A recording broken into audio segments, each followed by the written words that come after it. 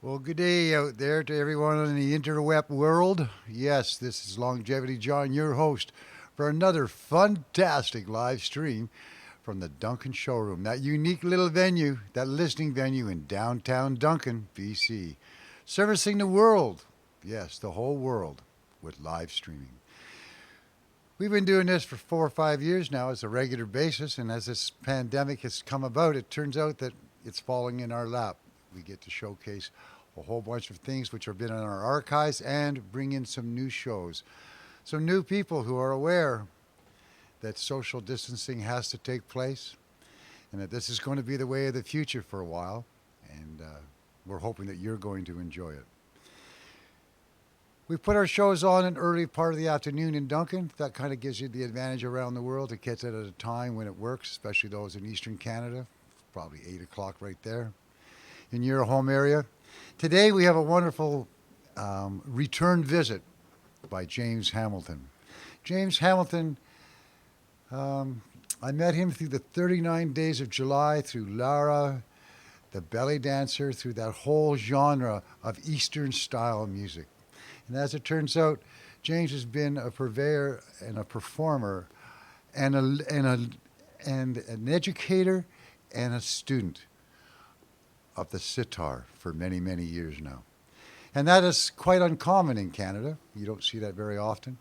But his studying has brought his abilities up to a standard of which the world should be aware of. He also instructs us a bit. He does it in a workshop style. So today, he's going to be doing the same, explaining to you some of the ragas, how it exists, why it exists. It's quite an interesting story. Now, do be aware that while you're watching, on the right-hand side of the screen is a chat line. Should you have any requests or any messages to pass on, please do so, and we'll make sure that James gets it. Now, for the next hour or so, sit back, enjoy. You're going on a musical journey, brought to you by James Hamilton. Take it away, sir. Thank you very much, Longevity John. Yes, it's true with live stream, you can reach the whole world, and I had a couple of questions as to what time the show is going to be at in different parts of the world, and somebody in Spain asked me, and I said, well, I looked it up, and it was 2 a.m. over there, and somebody in Japan asked me, and it's 9 a.m. in Japan, and here in Duncan, BC, it is 5 p.m. I usually like to start off these sessions with a little bit of background in how I got into this type of music. And I try to make it into too much of a farce, but I sometimes I get carried away. So please forgive me. Playing sitar, I started in about 1973 or 74, around that time. And I was going to university at Concordia University in Montreal. And what was going on is I just barely made it through Bishop's University CEGEP, and I got admitted to Concordia on probation of some sort.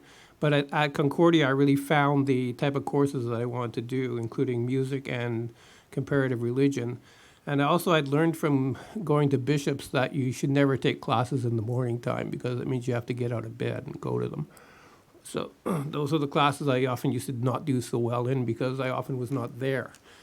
But at Concordia, it was mainly oriented towards night school students, so all the classes were, after 6 p.m., so can't do better than that. So coming around to the musical part, Philip Cohen was the head of the department, and he let me do whichever instrument I wanted to do and get credit for it, and I picked sitar. And I found a teacher and did it that way. However, just to rewind a little bit on that, when I used to come home from Concordia at around 10 o'clock at night, I used to have dinner or whatever, then I used to turn on the TV, and I used to watch the late night movie, and I think there's one film that I've seen numerous times, can't really be, I don't know how many, but Planet of the Apes had just come out then. Anyways, the thing about the late night movie is the theme tune, which was this.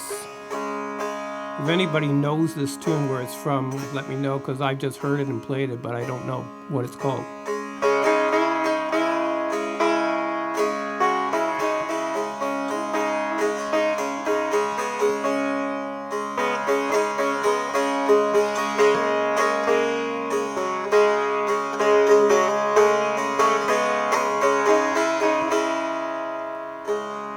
catchy tune. I said, I want to do that type of music. I like those sort of melodies. And so I'll probably get into the details of how I actually found a sitar teacher and did that. But I went to a course on Hindi at McGill, and there was a sitar teacher came to demonstrate the instrument then. His name was Rahul Mahadeo, and he was a student of Maihar Gharana. So switching locations, I went to university also at Belfast in Northern Ireland, and I was listening to some recording, and it was this tune.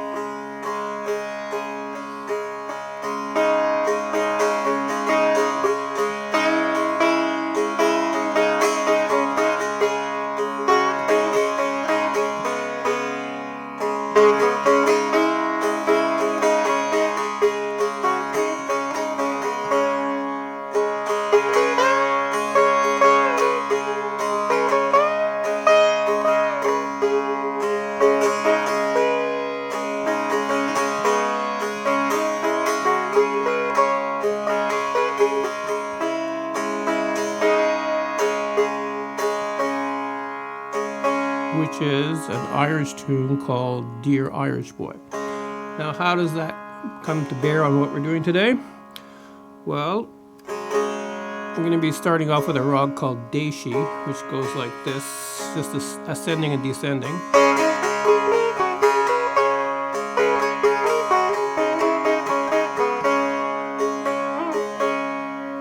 If you can hear the other tunes sort of echo in the background of that.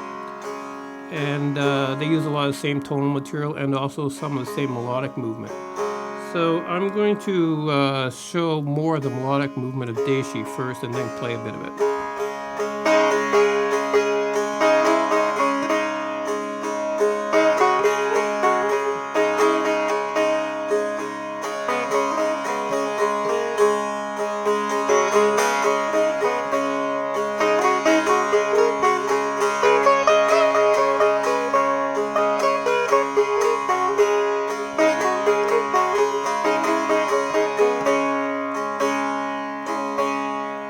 So that's the line melodic feel I got from my teacher, Radhika Mohan Maitra.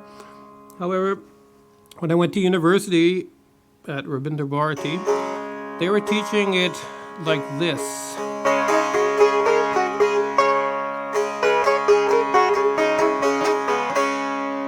So there was some sort of controversy as to which was the right way of doing it. Well, they're both right.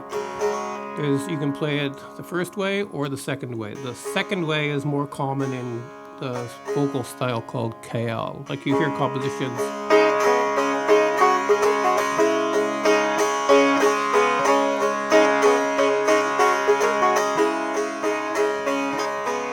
In the Kayal style. But I'm going to get into the instrumental style that I learned, and I'm going to play a little piece from it to do all the codes again here. Get back in touch with my tabla playing here.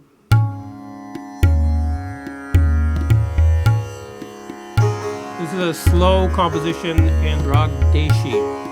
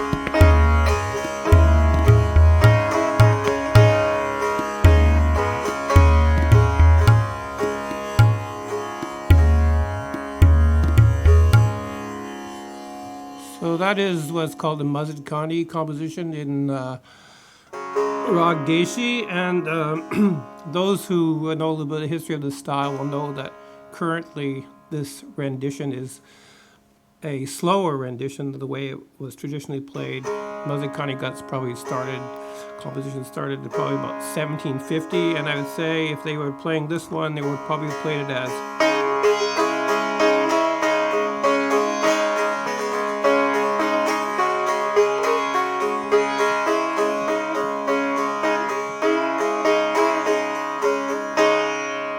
So it's the same rhythmic cycle, just faster.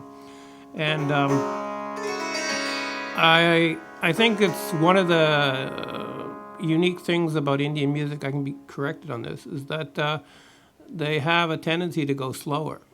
And the original compositions were just slowed down, and they were given, a little bit extra ornamentation and whatever to them, so they became something different.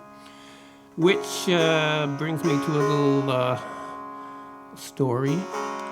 I was rereading, probably for the third or fourth time, Lord of the Rings. And I was, as I suppose everybody who has read it would be, I guess, impressed by the dynamics of the story and the different characters. And one of the characters that I liked, and which has a bearing on Indian music, is the Ents. The Ents were the tree herders. And one of their favorite expressions was, "Don't be hasty." And I think that's really something that in some quarters has been lost in Indian music, is the idea that you should not always try to play fast, when you should be able to have a good command of the music at a slow tempo. And as I said in the previous episode of this, like, playing fast is sort of like a distraction. To play slow, like this,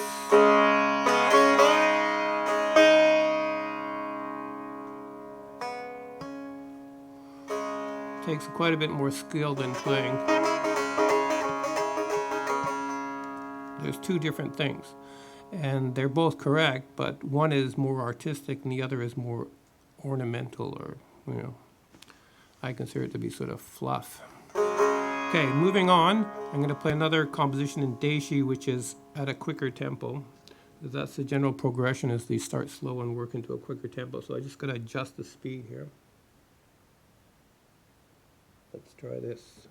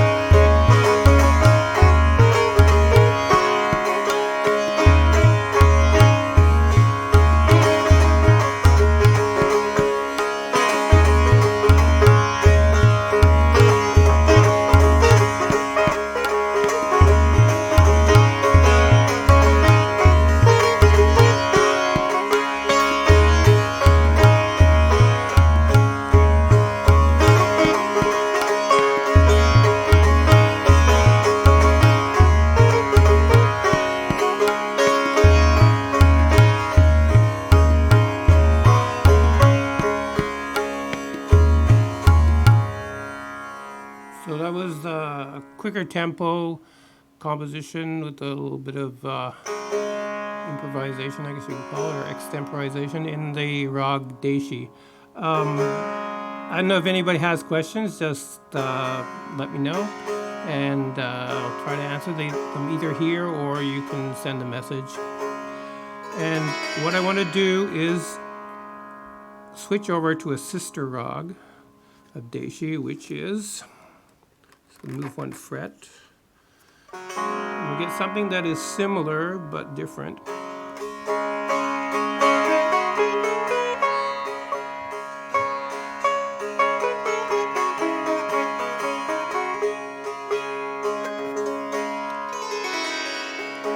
This is rag Jaunpuri. And I remember when I was going to university, one of my classmates was asking me something about what rag I was doing, and I said, I'm doing Jaunpuri. And she said, it's not Jaunpuri or Dick Puri or whatever you're going to call it, it's Jaunpuri. Jaun is like from the word, a derivative of the word Jivan or Jaun, which means life. And Jaunpuri is the city that gives life. So it's a city in India. And it is reputed that one of the rulers of that, I guess it was a princely state at the time, came up with this rag, named it after the city, and the ruler's name was Sultan Hussein Shah Sharki. And it is not that old of a rag. It is as far as I understand, it's a derivative of an older rag. Like here is Jaunpuri. And there was a rag called Gandhari that was basically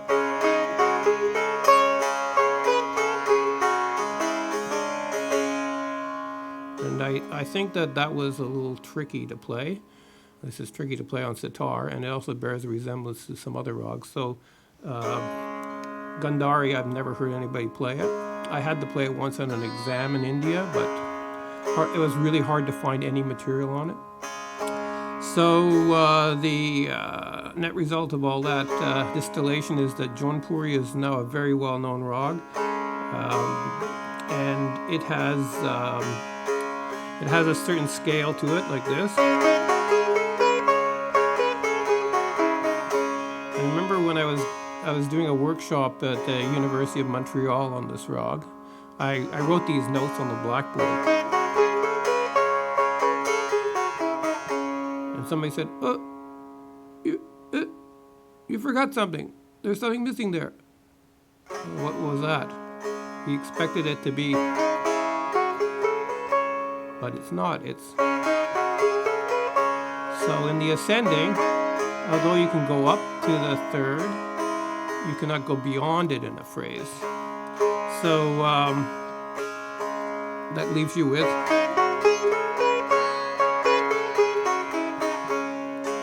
and for a little bit of melodic movement.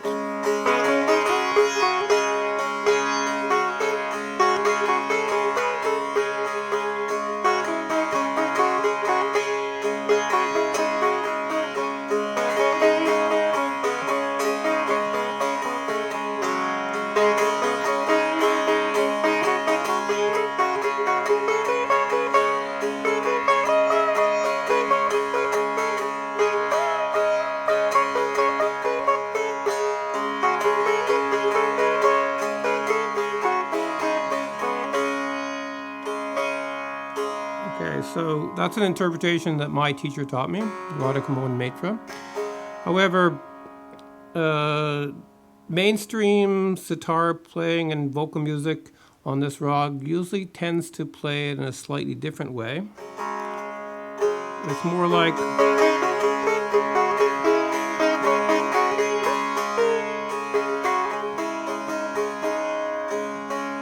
thought about that, and I thought about the compositions I know in this rag, and both versions are correct. It's just like you started at one point or started at another point. It's like it ends up being the same thing. It's just, you started somewhere different. Okay, so I'm going to play a quick tempo composition by my teacher in Jaunpuri.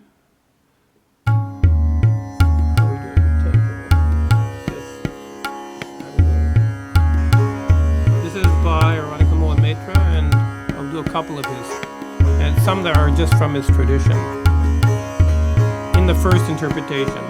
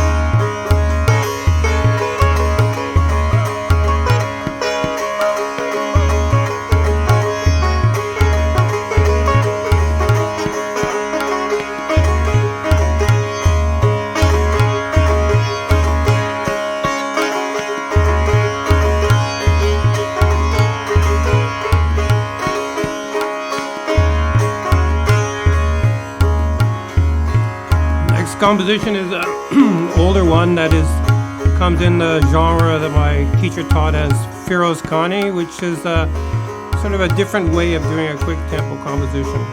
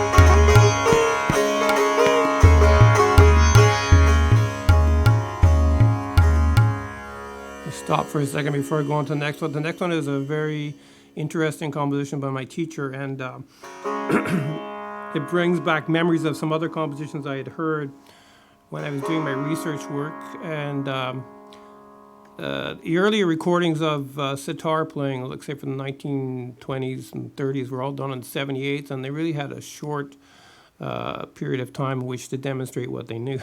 So a lot of the recordings are extremely fast, and they just blow by in 3 minutes. It's like you have to think twice, what was that the person was playing? And coupled with the fact that on 78s, the sound quality was not all that great.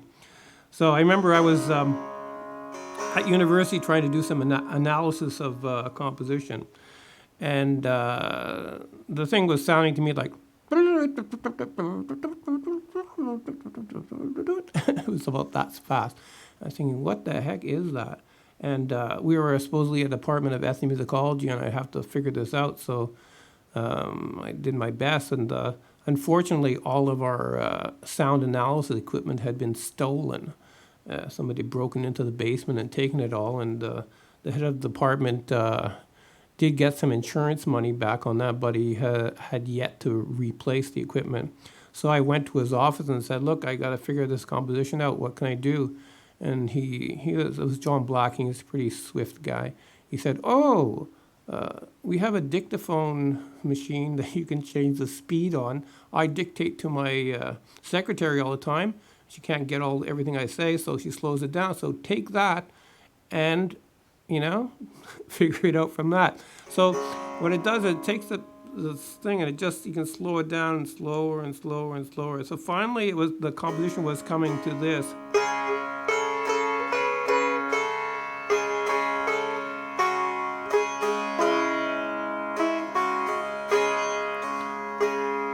That's probably at like 20% of the original speed. And I was like, oh, that's great. And I could write that down.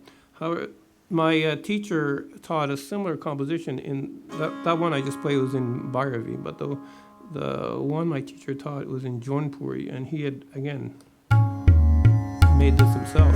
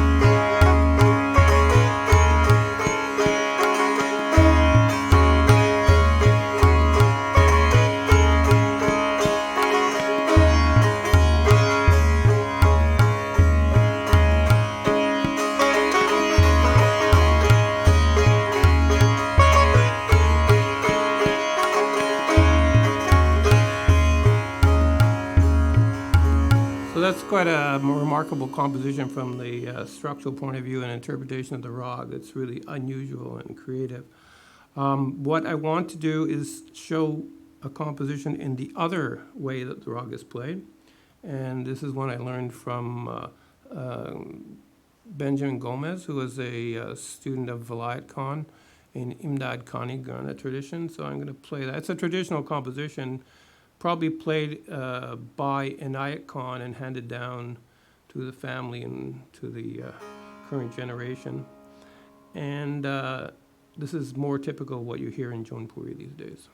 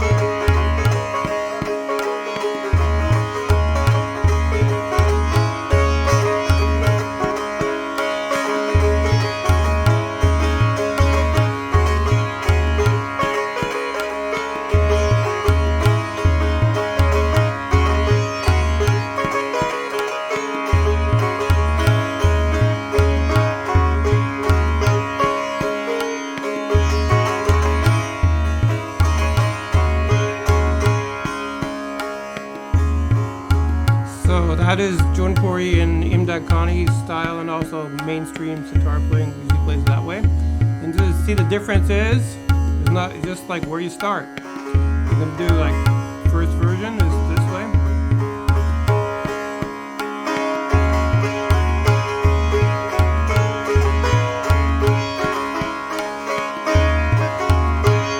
That's the first beat. Then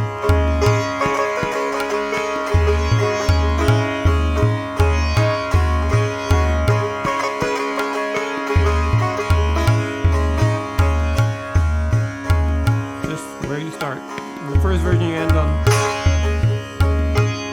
main street note is there, and the second one it's on there.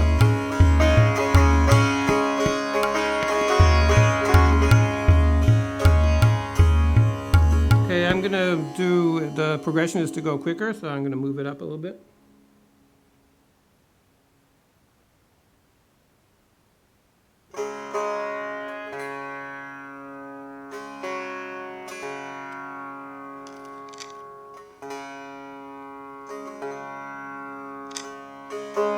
So this is what is called jala. It's usually the way you end recital. I'm going to combine aspects of both traditions in the same jala.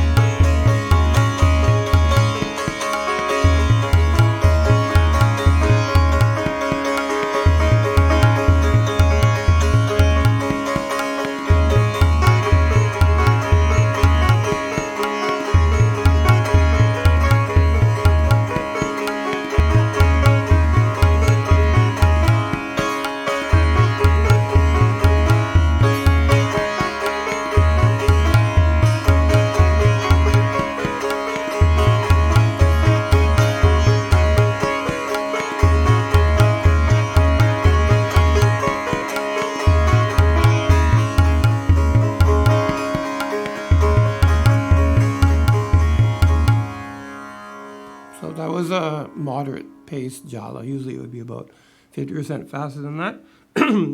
But I'm here to demonstrate the basic aspects of the thing, not to play fast. Okay, since we got a little bit of time left, I decided what I would do is show you another rag that is, it uses the same pitches, I guess you could say, as Jaunpuri, but is quite a different entity. The rag is called Darbari, and in Darbari you would do this as a scale.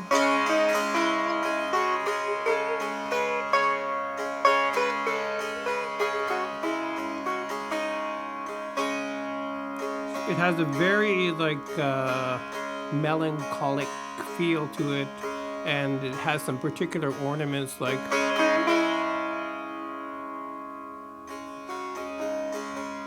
and also here. I can recall it as clear as it was yesterday, hearing recordings of different artists on the radio playing this rag, and there was one exceptionally good one by Vilayat Khan, who's passed away a couple of years back, and he could take some of these rags and just mold them in his hands and make them into something different. And I often used to remark, or hear other people remark, that he was doing something beyond what a lot of the people even could think of or imagine in some of these rags. And that was also my teacher's view, is that this guy's command of the instrument was such that it was unfathomable, some of the things that he could play. One of my friends, he said, what Vilayat Khan does on sitar is he creates a pandemonium. And he would just do stuff that he would create new ideas that people hadn't done before. He'd create them on stage, like we haven't heard that before. And some of them were just off the wall. He would play, if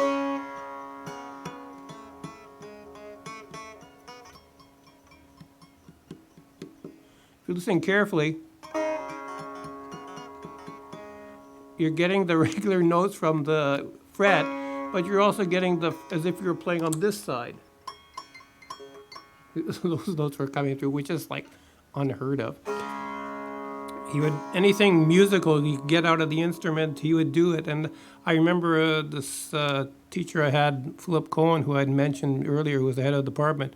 He had told us in Concordia University, try doing that stuff. Try to get new style sounds out of your instrument, things that people had not thought of before.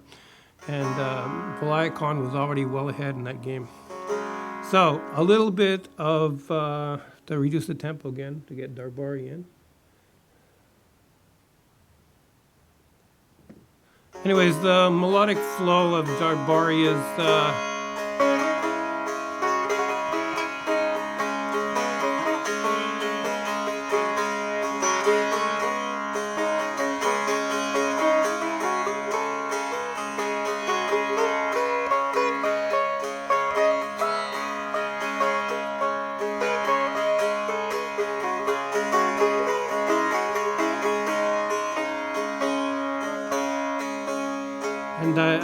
I'm not going to play his interpretation, but Vilayat Khan had this composition. It was so simple.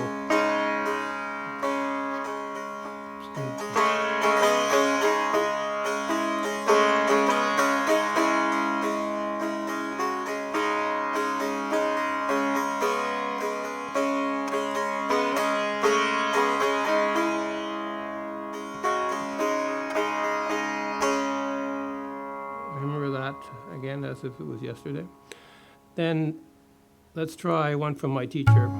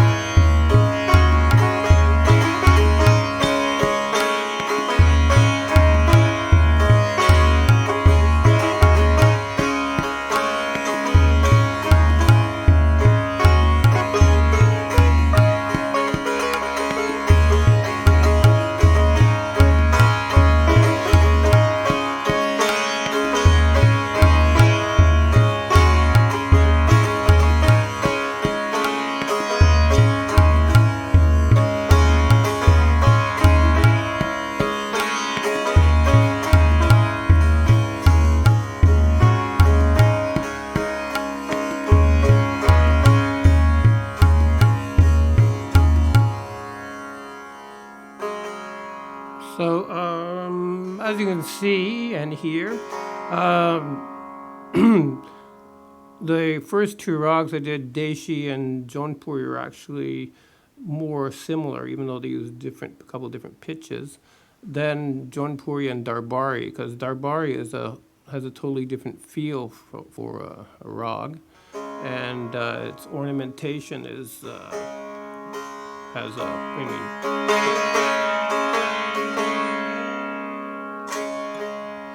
that is Darbari.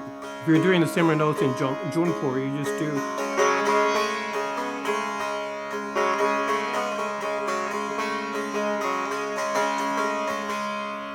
So it's like, I would say, with Darbari, you're moving the intensity up a level.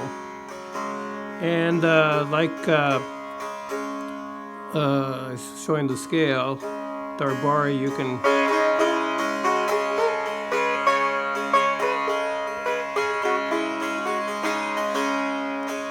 It lends itself to, I guess a different type of aesthetic in music than just playing.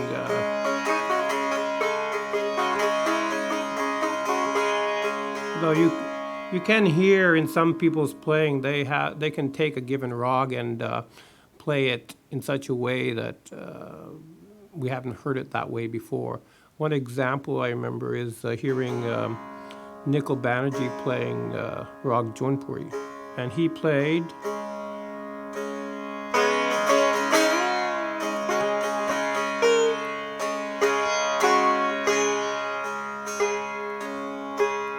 So that's like.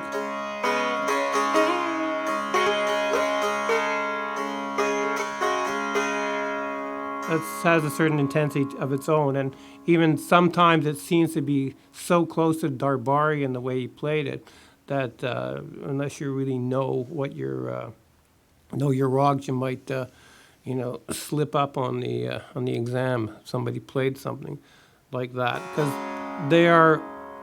these rags have there's certain character to them, but sometimes they are played in unusual ways or different ways that they tend to border some of the other rags. So like I said, sometimes you'll hear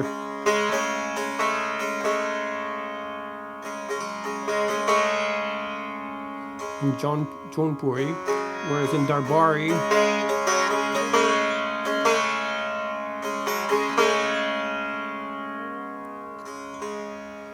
just a slightly different thing. Okay, so I'm just about out of time here, and maybe I can turn it back to John for a second if he's around. If not, I'll play a bit more. He's upstairs right now. Okay. So I'll just do a little refrain on Jaunpuri, and let's do it.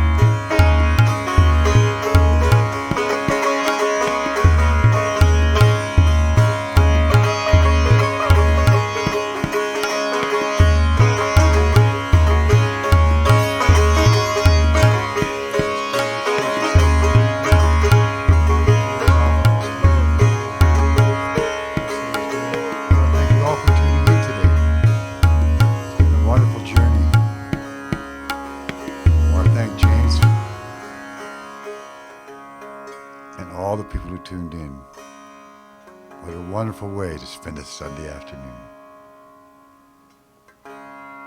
Good night. Thank you again, John.